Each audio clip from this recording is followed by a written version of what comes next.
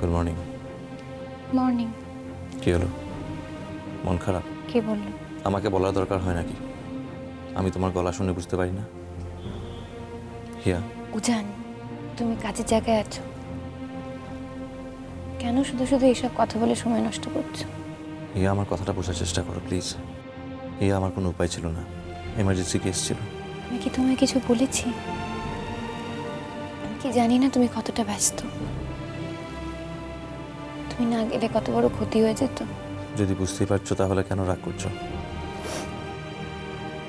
তুমি ওরমভাবে আমাকে বকলে, আমার সঙ্গে কথা বললে আমার খুব কষ্ট হয় উজান। জানি, ঠিক আছে, এবার আর মন খারাপ করে থেকো না, চোখ মুছো। অনেক কথা আছে তোমার সাথে, গিয়ে বলবো।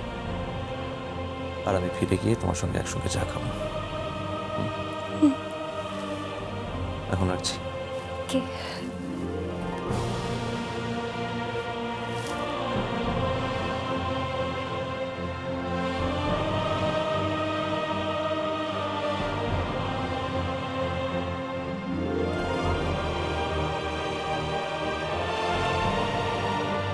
মন, তোকে খুব খারাপভাবে বকলাম তাই না? আম সরি। একে তোর এই মনের অবস্থা, তার উপরে আমার বোঝা উচিত ছিল।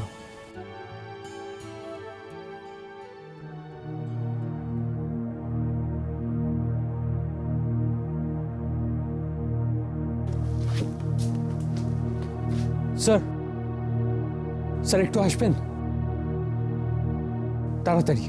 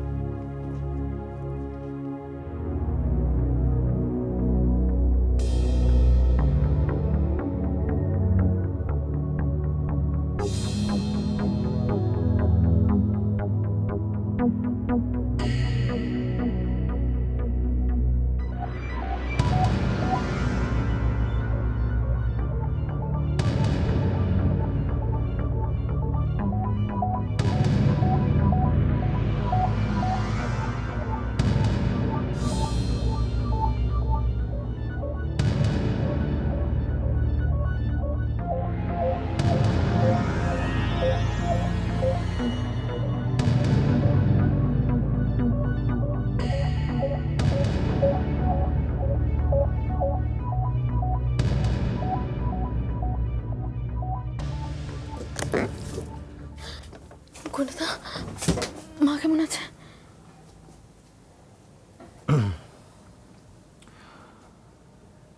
একটু সমস্যা হয়েছিল, কিন্তু এখন সামলানো গেছে।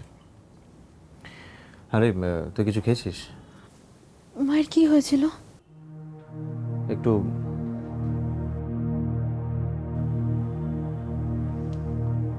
তুই বুঝবি না। তুই বললি না তুই কিছু খেয়েছিস কিনা? মা ছাড়া আমার কেউ নেই গুন্ডাদা। জানি, শান্তা মাসি এখন ঠিক আছে।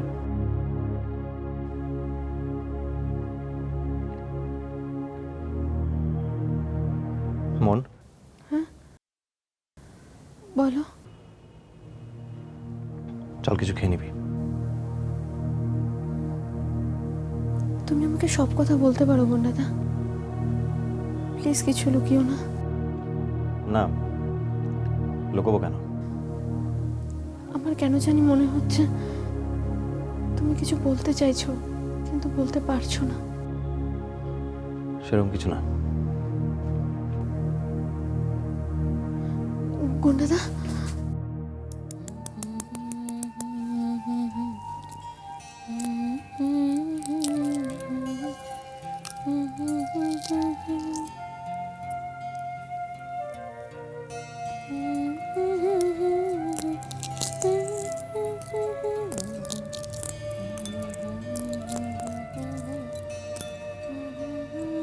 Breakfast ready? হ্যাঁ প্রায়। পিসমণি, চায়ের জল কিন্তু আমি গরম করিনি, মালতীদি করেছে।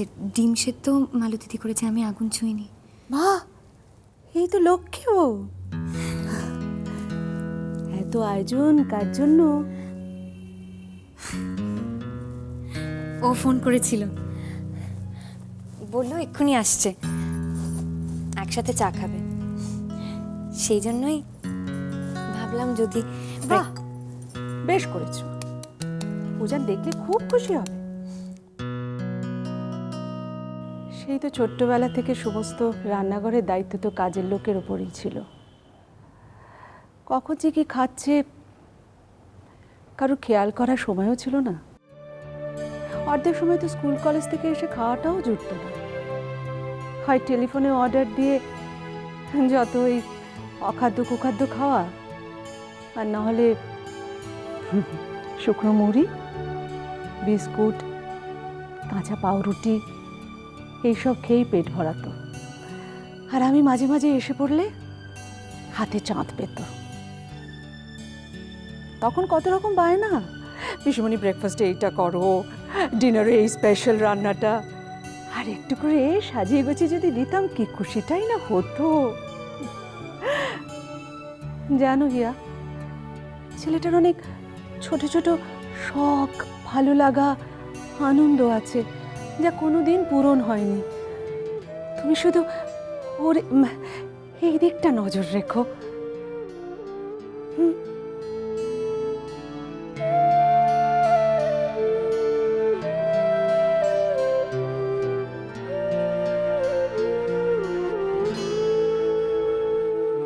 এসে থেকে অনেক বকেছি, কিছু মনে করো না। না না, আমি কিচ্ছু মনে করিনি। দেখো হিয়া, সব কিছু তো তোমাদের ভালোর জন্যই বলা। তোমাদের বয়স অল্প, অভিজ্ঞতাও কম, তাই নিজের মতো করে শিখিয়ে পড়িয়ে নেওয়ার চেষ্টা। আমার কথা শুনে চলো, দেখবে সংসার করতে কোনো অসুবিধেই হচ্ছে না।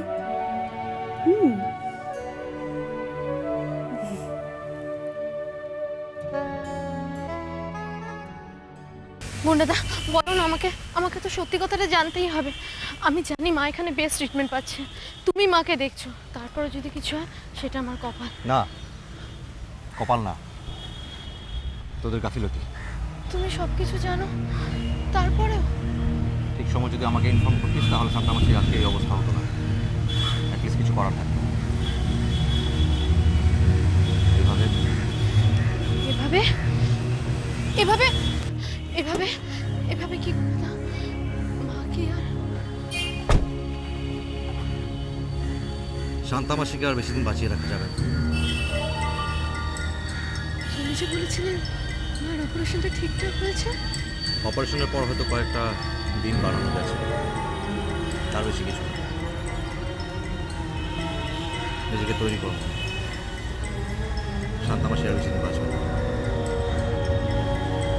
চুপ করো, চুপ করো তুমি। এত কঠিন, এত নিষ্ঠুর কিভাবে হতে পারে? আমার দিকে তাকা, এদিকে তাকা মন। যেটা সত্যি সেটা সত্যি, তাকে অ্যাকসেপ্ট করতে শেখ। আমি কাউকে কোনোদিনও মিথ্যে আশা দিই না, তোকে তো দেবই না, কারণ তোর সামনে এখন অনেক বড় লড়াই। তোকে নিজেকে সেই লড়াইয়ের জন্য প্রস্তুত করতে হবে মন। আমি আমার চোখের সামনে তোকে কোনো লড়াইতে হারতে দেখতে চাই না। চোখ মুছ।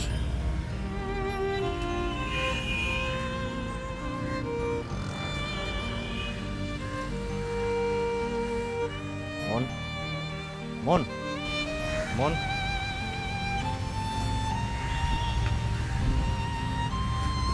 শান্তামাসি এখন অনেকক্ষণ ঘুমাবে, তোকে এখন শান্তামাসির কাছে যেতে দেওয়া হবে না। তুই আমার সঙ্গে চল। কোথায়? আমার বাড়ি। এগুলো সব দেখে নাও, কোনটা রাখবে কোনটা ফেলবে। সি টু ইট।